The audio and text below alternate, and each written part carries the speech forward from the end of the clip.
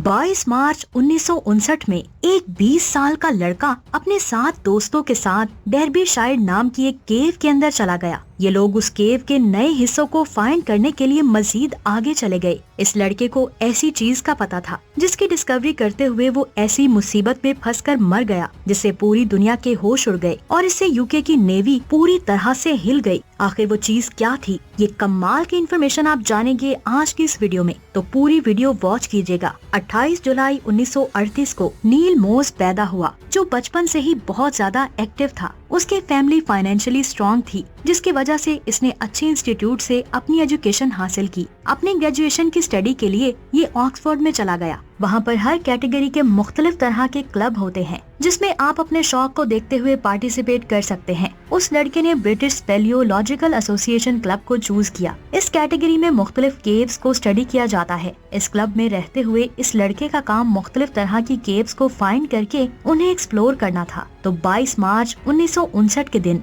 Moss यानी ये लड़का और उसके 7 दोस्त ऐसे ही केव को एक्सप्लोर करने के लिए जाते हैं। ये केव डेर्बीशायर इंग्लैंड में मौजूद है जिसका नाम पीक केव है, जिसके अंदर बहुत सारी खुफिया केव्स हैं। उस केव सिस्टम के अंदर एक नए चैम्बर को फाइंड किया गया था, स्टैलेग्माइट चैम्बर, और उस दिन वो 8 लोग इसी चैम्बर को एक्सप्लोर करने जा रहे थे जिसका स्ट्रक्चर कुछ ऐसा था। चैम्बर की एंट्रेंस में थोड़ा पानी मौजूद था और पूरे चैम्बर में गार ही गार थी। उस दिन सारे लोग सरवाइव कर जाते और ये एक मेमोरेबल ट्रिप होता, लेकिन अगर वो बेवकूफी ना करते। इस चैम्बर के ऊपर जाते वक्त उन्होंने जमीन के अंदर एक छोटी सी सुरंग देखी। इस सुरंग को देखकर उन्हें लगा कि शायद वहाँ कुछ बहुत कीमती चीजें छुपी होंगी। इन चीजों को फाइंड तो हर कोई करना चाहता था, लेकिन वो सुरंग इतनी ज्यादा छोटी थी कि हर कोई उस सुरंग के अंदर नहीं जा सकता था, लेकिन एक पतला आदमी उस सुरंग के अंदर जा सकता था। और इन सब में सबसे ज्यादा पतला नील था और वो खुशी खुशी सुरंग के अंदर जाने के लिए तैयार हो गया। उन सब ने अंदाजा लगाया कि उस सुरंग की गहराई 40 फीट होगी,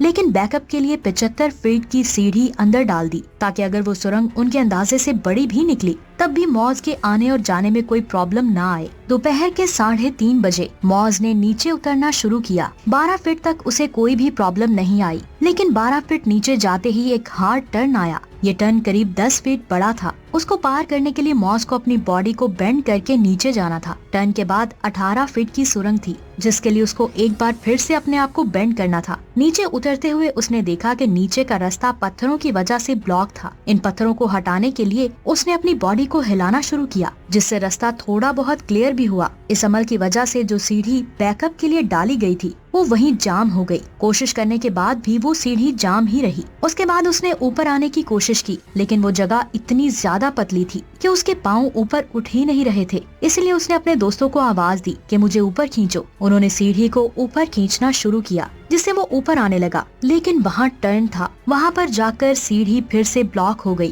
केव्स में ऐसी चीजों का होना बहुत आम बात होती है और क्रेवर्स को ऐसी सिचुएशन से निकलने की ट्रेनिंग भी दी जाती है। और फिर उन्होंने कुछ रस्सियों को नीचे फेंका, लेकिन कुछ रस्सियाँ टूट गयी और कुछ वहीं ब्लॉक हो गयी, जिसके बाद हर एक ने महसूस किया कि सिचुएशन उनकी ट्रेनिंग से ज्यादा बिगड़ चुकी है। फिर उन्होंने मदद के लिए अपने ऑफिसेज में राब्ता किया और फिर कुछ ही घंटों में पूरे इंग्लैंड से लोग आने लगे, जिसमें रॉयल नेवी के भी लोग शामिल थे और कुछ लोकल क्रेवर्स भी वहां आ गए थे। अब एक के बाद एक कई लोग उस सुरंग में दाखिल होते गए, लेकिन वो लड़का ऐसी जगह फंसा था जहां कोई भी नहीं जा सकता था। वहां लाइट और हवा इतनी कम थी कि 3 लोगों के होश ही गुम हो गए थे और उन्हें बड़ी मुश्किल से बाहर निकाला गया। जिसके बाद चौथे आदमी को कुछ कामयाबी मिली। उसने मॉस के चारों तरफ रस्सी बांध दी। इस वक्त तक मॉस बेहोश हो चुका था और उसे बाहर निकालने की बहुत कोशिश की जा चुकी थी। रात के 12 बजे वहाँ ऑक्सीजन को लाया गया ताकि मॉस को होश आ सके और वो रस्सियों के जरिए ऊपर आ सके, लेकिन मॉस को होश नहीं आया और ये कोशिश भी फेल हो गई। जिसके बाद ये डिसाइड किया गया कि एक पतले साइज के आदमी को लाया जाए जिसका बहुत ज्यादा एक्सपीरियंस हो और वो आसानी से सुरंग के अंदर जाकर मॉस को बाहर ला सके। इसीलिए अगले दिन 18 साल की एक लड़की वहाँ पहुँची।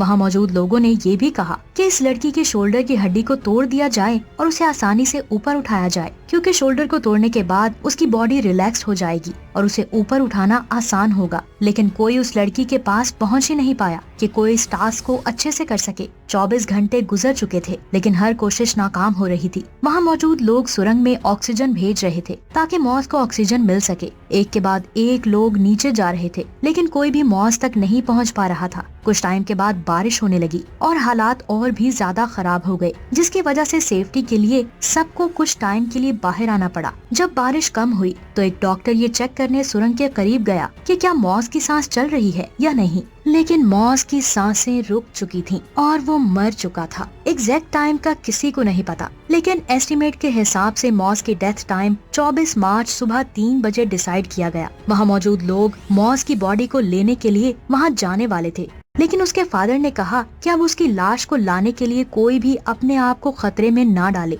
जिसकी वजह से उसकी बॉडी को वहीं छोड़ दिया गया। इस हादसे की वजह से केविंग के बहुत सारे रूल्स को बदला गया और रेस्क्यू के रूल्स को और बेहतर किया गया। तो दोस्तों, ये थी आज की शानदार वीडियो। आपको कैसी लगी नीचे कमेंट्स करके जरूर बताएं। वीडियो अच्छी लगी तो इसको लाइक और शेयर लाजमी करें। मिलते हैं एक और शानदार वीडियो में। अपना बहुत सारा ख्याल रखें। अल्लाह हाफिज।